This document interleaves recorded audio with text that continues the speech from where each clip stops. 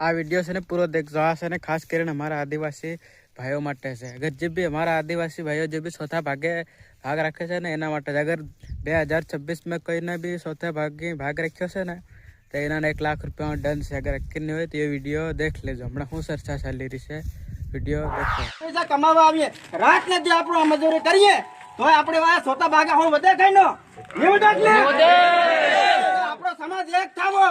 હરેક ગામની અંદરમાં મીટિંગ અત્યારે ચાલુ જ છે અને અત્યારે ખેડૂતને એવો પણ વિડીયો વાયરલ થયો કે એમ કે છે કે 30% ભાગ રાખશે અને અમારા ખેડૂતને મતલબ 1,51,000 રૂપિયા અમે દંડ માંગશું. તો અમે પણ કીધું એમને કે અમારો આદિવાસી સમાજ જે સોતા ભાગે ભાગ રાખશે ને એને પર 1 લાખ રૂપિયા દંડ મેકશું અમે પણ.